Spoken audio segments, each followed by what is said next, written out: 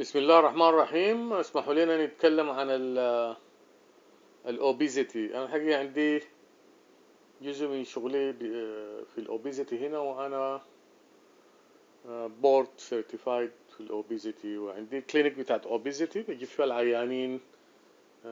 عندي structured program فيه 20 فيزيت. جزء من الفيزيت الاولى دي في يعني حاجة. الفيزيت الاولى وكم فيزيت فيها جزء education. فحقوم استعمل الماتيريال اللي بيستعملها للبيشنت في انه على الأقل احاول اقناع الناس المقتنعين انه الاوبيزيتي is a disease،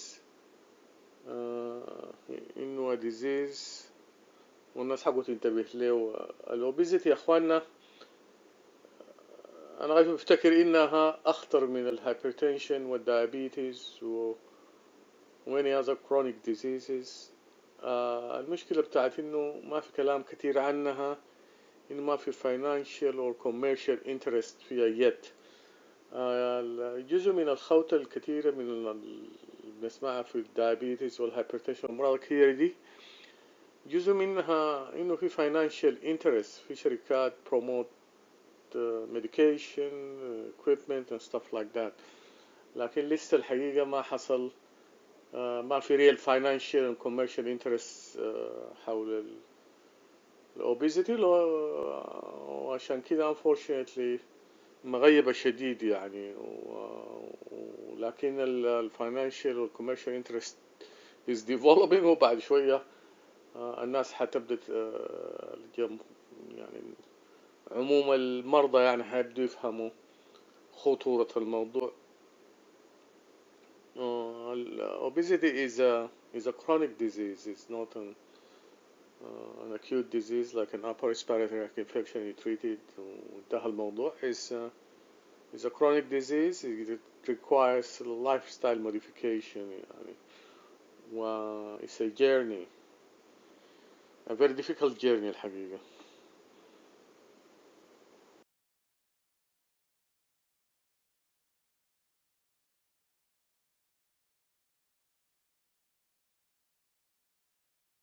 السلايد دي بتوري الكلاسز بتاعت الأوبيزيتي. and normal BMIs between 18.5 to 24.9. BMI 25 to 29.9 is overweight, and then between 30 to 34.9 is class 1 obesity. 35 to 39.9 is class 2, and more than 40 or more is class 3. مرات بيقول لها الموربيد obesity. في ميجر تاني بنعمله احنا حقيقة اسمه الويست circumference. مقاس الحزام ده فوق للحزام شوية الحقيقة بيتعمل بالنسبة للمن المفروض يكون أقل من 40 إنش أو 102 سنتيمتر، وبالنسبة للفيميلز المفروض يكون أقل من 35 أو 88.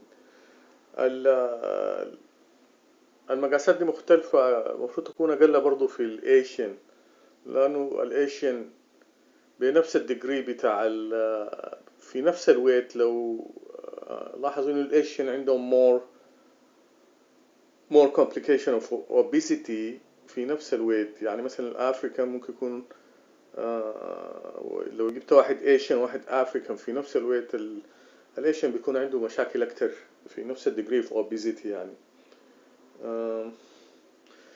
في مقاس تاني بتاع احنا بنعمله حقيقة في واحدة من الفيزيت بتاعتنا هنا في العيادة بتاعتنا، اللي هو النك سيركمفرنس. مهم شديد، وده مهم عشان الناس الاوبستراكتيف سليب ابنيا. يعني جزء من السكرينينج للأوبستراكتيف سليب ابنيا، وهي حاجة unbelievably شائعة في الناس الأوبيز. يعني لو الزول البي ام اي بتاعه 35 or more. الاحتمال بتاع sleep apnea is more than 50%. يعني واحد من كل اتنين. احنا بنعمل لهم screening عديل من واحد من الفيزيتس، والسكرين بوزيتيف بيدوا له سليب ستادي وكده، وتقريبا يعني كلهم بيجوا بوزيتيف يعني. كلام كتير زي ما طلع لك في السلايد اللي عن التايب بتاع الاوبيزيتي. زمان كانوا بيقولوا healthy obesity و sick obese، لكن عموما يعني دي مش نومر بيقولوا. لا يعني ما في healthy obesity، لكن الملاحظ انه الاوبيز مقسمين لشكلين. الشكلين ديل فعلا فيهم فرق يعني. الناس الاوبيزيتي اللي بتشبه بيقولوا عليها central obesity، بيشبهوها بالابل. الويست على الهيب ريشيو بيكون عند الميل 1 or more، وعند الفيميل 0.8 or more. يعني الاوبيزيتي في الابر بارت اوف ذا في عنده ابدومين يعني، وفي الشيست وول وكده، وبتكون يكون الهيب اصغر يعني شكله. دي الحقيقة هي النوع اللي كانوا بيسموها sick obesity، أو بيقولوا sick obese. ديل الناس اللي عندهم فعلا more risk of cardiovascular disease و diabetes و most of the complication. في نوع تاني بيكون الهيبس كبيرة يعني، و most of the fatty tissue is in the hip and thighs، ودي more في الفيميل. وعندنا احنا الأفاقة أكتر من غيرنا، ونلاحظ إنه الناس ممكن يكون الوزن بتاعهم زي بعض، لكن الناس اللي عندهم البير دي الكوميسرو ولا هي ايه obesity ديل بيكونوا healthier يعني من الناس اللي عندهم central obesity. الobesity بتاعتها أغلبهم في الابدومين أو abdominal or central obesity. Obesity is not one disease. There is 200 type of obesity already identified. That's why people or patients respond very differently to different medication. You place somebody on metformin, for example, and he lose a lot of weight, and you place somebody on low carb diet, and he does not respond to that. So there is at least 200 type of obesity identified. عشان كده أنا أفتكر obesity is a division of medicine, is going to be one day a whole division of medicine. دي بتوري ال percentage of body fat، ال BF percentage بيقول على في machines. نحن الحقيقة عندنا واحد منها بتخد فيها العيان وبتوريك البودي فات، لكن يكون كالكوليت. دي مثلا ال US Army they don't ما بياخدوك لو انت كل سنة عندها maximum allowable BF percentage، يعني مثل more than 40 لو أكثر من 30 ما بياخدوك. ممكن لعله ده نوع ذاته من الديسكريمينيشن الحقيقة. ممكن لقدام كده هم ذاتهم يجي زول يشتكيهم يعني. fatty tissue is the largest endocrine system. الفاتي cells يا اخوانا secrete a lot of substances being called adipokines.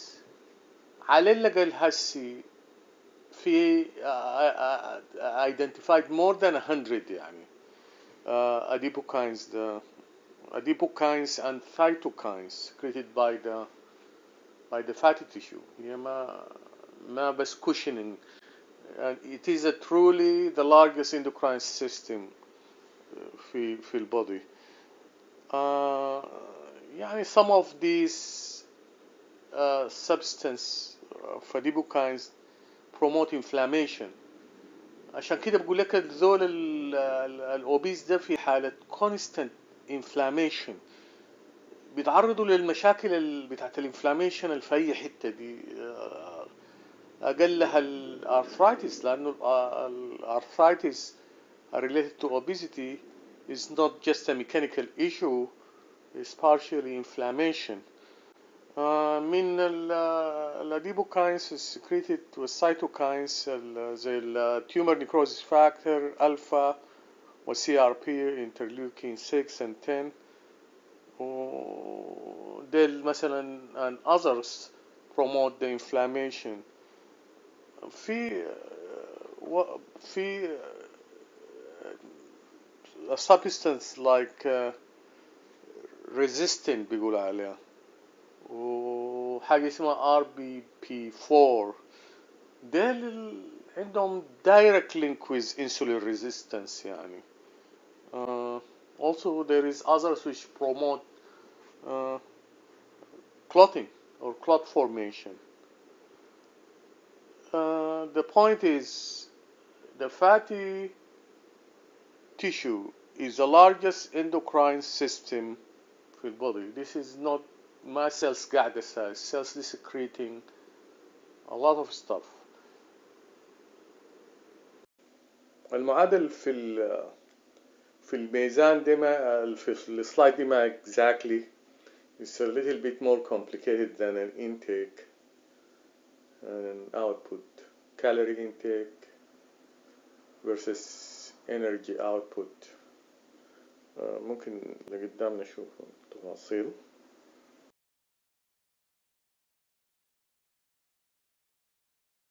لأنه موضوع طويل، أنا في جزء البرزنتيشن ده هقدم بس complications و basic definitions. زي ما قلت داير أحاول أقنع الناس إنه to take أمر obesity more seriously and what the majority do now. بعدين السلايد دي مثلا بتوري ال causes of obesity وكده. هما بيقولوا the genes load the gun and the environment pulls the trigger basically. يعني الجيناتيك فاكتور مهم جدا فيه، لكن الانفايرومنت عندها دور كبير يعني. دي لما تجي to evaluate العيان بتحاول تعرف what يعني what pulled the trigger زي بقول ولا. مرات بيكون الواحد فيهم obesity started after pregnancy، مرات يكون حصل له مشاكل صحية منعته من الحركة، أو خلى الشغل ولا اترفد، اللايف ستايل بتاعته اتغيرت، في حاجات contribute they lack of sleep. الناس اللي بيشتغلوا بالليل ديل الشيفت بالليل ديل there is definitely statistically significant difference بينه وبين الناس اللي بينوموا كويس يعني. ممكن تكون medication مهمة جدا، لازم to look at medication. medication اللي بيستعملها السايكاتري دي في جزء كبير جدا، والميديكيشن بتاعت الدايابيتس يعني الجليبازايد والانسولين short acting insulin وكده. long acting insulin is better, metformin is obviously okay. و a lot of other medication يعني حتى الانتيهستامينز، البيتا بلوكر ده فيهم the depressors will promote weight gain كوريج أحسن شوية، كارفيدالول مثلا أحسن شوية. بعدين في medical conditions برضو، طبعا دي في مسائل even genetic condition، لكن دي بنلقاها في الأطفال وكده. emotional depression، anxiety،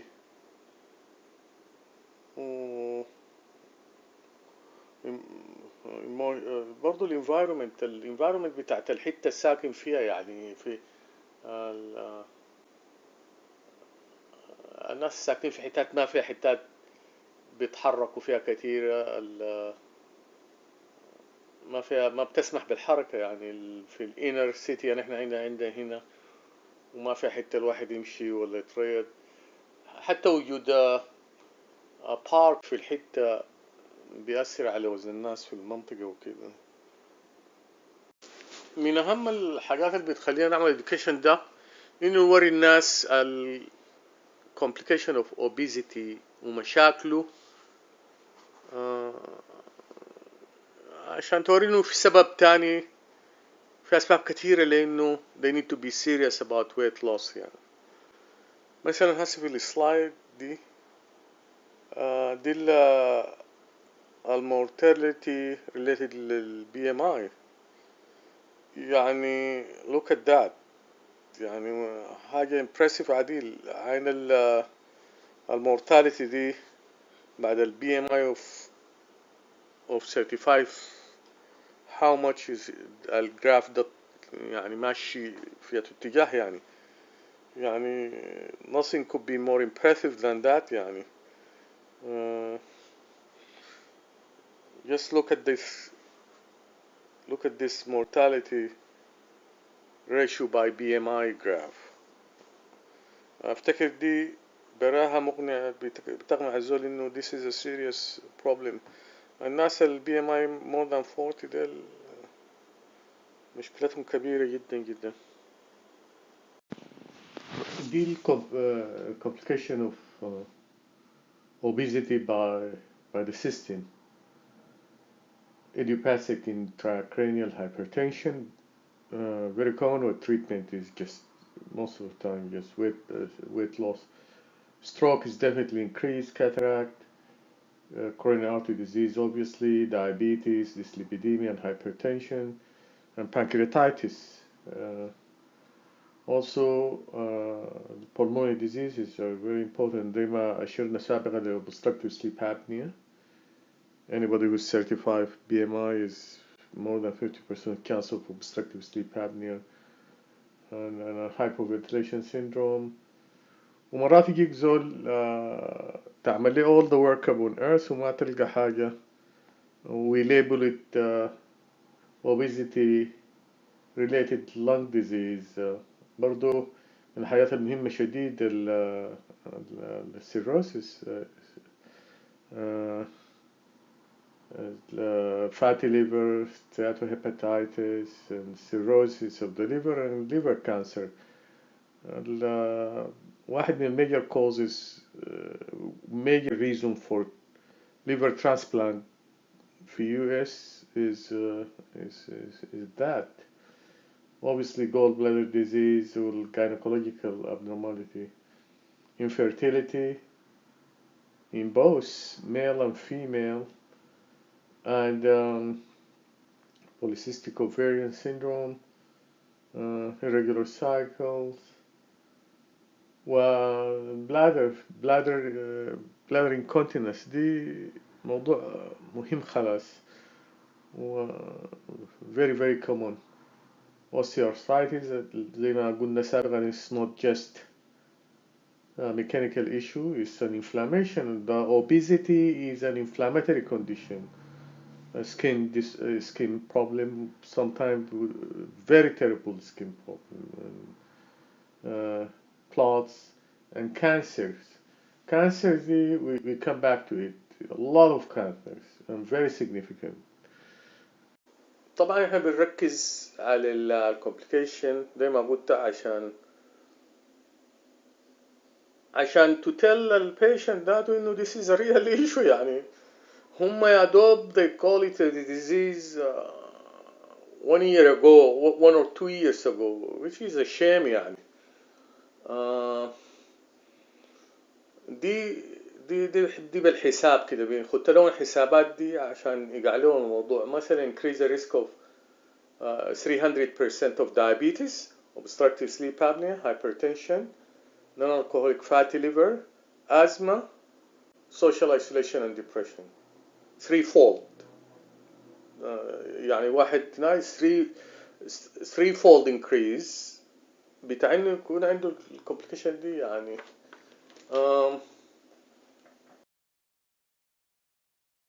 This is very interesting يعني. One of the studies showed increased risk of diabetes of 40 times in women with a body mass index of 31 or more compared with a normal body mass index 40 times. في حاجة أكتر من كده يا أخوانا؟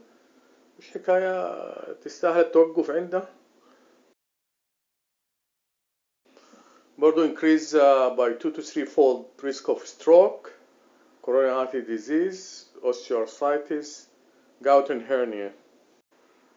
ال 1-fold increase. وطبعا الحكاية دي برضو بتعتمد على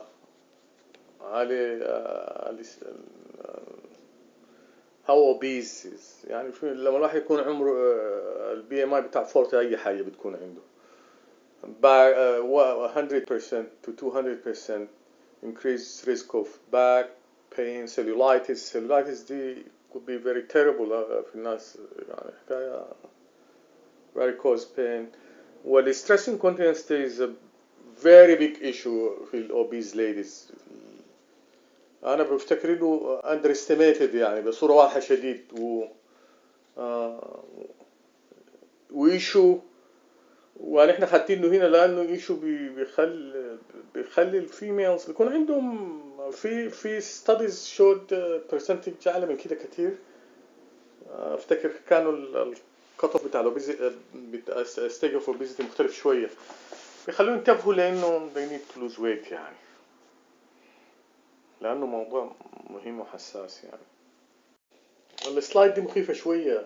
People with BMI of 35 or more have a 51% chance of developing NAFL. يعني لو BMI بتاع الزول 35 or more أكتر من نصهم بيكون عندهم fatty liver يعني. If left untreated, there is a chance it can progress to NASH, non-alcoholic steatohepatitis. 10 to 29% of NASH progress to liver cirrhosis, and 5 to 27 of those of patients with liver cirrhosis develop hepatocellular carcinoma. This slide يعني it gets the attention بتاع البيشنت احنا لاحظنا كده يعني. Cancer is another issue. Obesity is a chronic inflammatory disease. عشان كده الريسك بتاعت أغلب الكانسرز increase. Especially look at this. 49% of endometrial cancer is attributable to obesity. There is an increased risk of breast cancer in menopausal women, colon, esophageal adenocarcinoma, prostate and kidney, pancreas, thyroid, non-Hodgkin lymphoma, melanoma, and leukemia. Anybody is aware of any other condition which increase the risk of cancer, like what the obesity does? يعني ما في حاجة more impressive than this. This is a really serious business يعني. Be more complications. The cancers دي we mentioned the majority. ممكن ما ذكرناه stomach cancer, gallbladder cancer, brain cancer, leukemia, multiple myeloma, liver cancer, cervical cancer, ovarian cancer, bladder, ودي في الجزء أيسر برضو sex specific manifestation look at the problem for female hyperandrogenemia, hirsutism, acne, polycystic ovary disease, menstrual irregularity and infertility for both male and female. بالإضافة للمشاكل مع البريجنانسي والمشاكل للنيو بورن ذات و increase risk of ما أعرف ليه ثرومبوزس دي محطوطة هنا. For male برضو hypoandrogenemia definitely testosterone بتاعهم lower. Hyperestrogenemia, ED, low sperm count and infertility definitely. الماتيرنال اوبيزيتي موضوع مهم برضو جدا. البريكلامزيا بتصل لقريبة 30%، مع انه في النورمال ويت around 3%. gestational hypertension, gestational diabetes. gestational hypertension almost لو انت ال BMI 40 بيكون 42 more than 40% chance. Postpartum hemorrhage, cesarean section in a lady whose BMI is 40 or more is almost قريبة 50% chance to have a cesarean section or an complication of that even. Stillbirth is a problem, almost threefold of somebody who has a normal BMI. برضو المشاكل على البيبي congenital anomalies definitely increased. neural tube defect others برضو في increased chance 2 to 3-fold 300% increased chance of diabetes, hypertension, heart disease, coronary artery disease, obesity. عند الأطفال اللي أمهاتهم obese اللي كانوا obese especially during the before and during the pregnancy يعني برضو في increase of 200% of intrauterine fetal death في third trimester.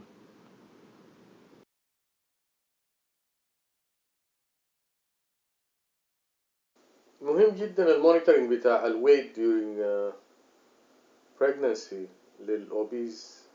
السلايد دي بتوري recommendation بتاع Institute of Medicine.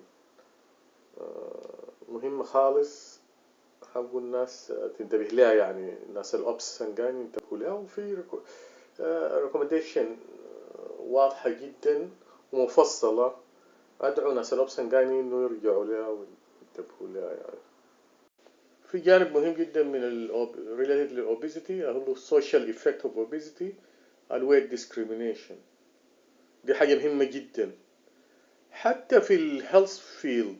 لو مشيت الامرجنسي روم ولا مشيت اي امرجنسي روم بتلقى الناس الاوبيز في discrimination واضح ضدهم عليهم، يعني بالذات في الاجريسيفنس وفي discrimination قاعد تصدر له هسي منظمات. يعني بعدين psychological effect definitely للناس اللي عندهم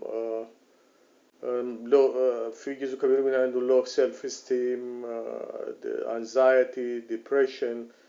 ومن الحاجات المهمة جدا الاهتمام للeating disorder.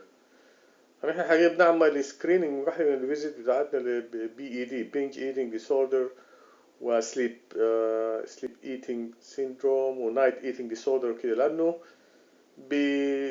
بتأثر على التريتمنت بالذات في اختيار الميديكيشن وكده. How much weight loss? Any weight loss will help. Even something like 5 to 10% of body weight have a very profound health benefit. And it is something you could maintain and it is realistic.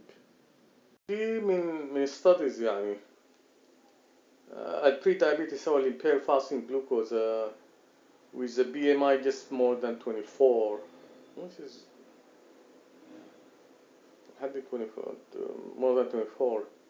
Every kilogram of weight loss reduce diabetes by 16%. دي حسابات يعني.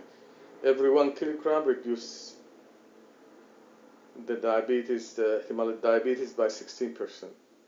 ما في حاجة زي دي. There is nothing in medicine like that. 1 kilogram for 1 year reduce the risk of having urinary incontinence by 30%. 1 kilogram of weight loss for ladies for 1 year. 1 kilogram 1 year reduce having the chance risk of having urinary incontinence by 30. أنا خدت دي لأنها مهمة بالنسبة لهم. الغريبة الماجوريتي يعني إحنا اللي بيجينا هنا females بيجونا males. الحاجة اللي أنا لاحظتها لكن ما عندي لها study، الميل اللي بيصلونا هنا ديل بيكونوا very determined and they are more successful. صوت إنه الحاجة دي need to be studied يعني أنا عندي males نقصوا قريب 100 pound believe it or not, which is unbelievable يعني. Any 50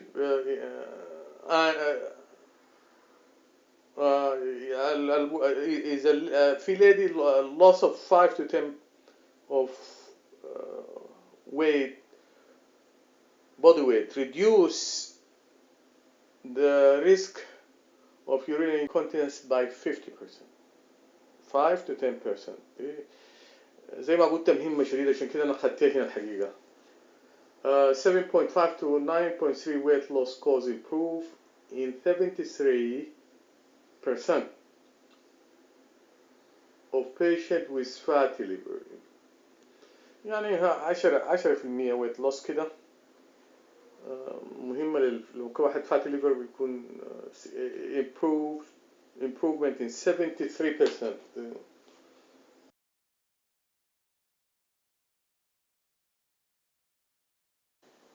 دي من دراسات 10% 10 kilogram or more weight loss reduce the risk of breast cancer by 50% in postmenopausal women. هو لأنه increased risk مع obesity in cancer is in postmenopausal women. 10% is definitely improve quality of life and sexual function. 15% weight loss improve the NASH activity score on liver biopsy. 20% weight loss cause remission of diabetes in some patients. برضو في interesting fact here هنا بعد السيرجري remission rate بالذات الناس اللي they lose 200 something pound remission rate من الدايابيتس 98%. ما في حاجة ثانية بتعمل كده. احنا بنرسلهم اغلبها عندهم دايابيتس يعني نادر جدا تلاقي عنده BMI 50 ما عنده دايابيتس يعني. بنرسلهم we have to document we tried at least 6 months of medical management when they failed. ومن ما يجيك الواحد داخل بتعرف انه ماشي لبايباس سيرجري ولا gastric sleeve ولا كده. ولكن you have to document انه you tried the medical management. فنحن بنحولهم بعد ما to get them somewhere يعني. والنتائج جميلة وبيجوا راجعين الحقيقة برسلوا لنا لأنه في supplement they have to take ومرات حتى بعد السرية بيحتاجوا ل medication يعني عشان not to regain some of the weight loss. النتائج جميلة جدا. أنا at least عندي 3 حصل لهم complete remission من الدايابيتس. خدتهم في متفورمين بس يعني ما ممكن تطلعهم. خدتهم في متفورمين وكانوا من نوع في لانتس 70 unit twice a day كده very high dose insulin. وبرضو وواحد يعني reduce ال requirement بتاعته الانسولين بصورة unbelievable which makes sense يعني.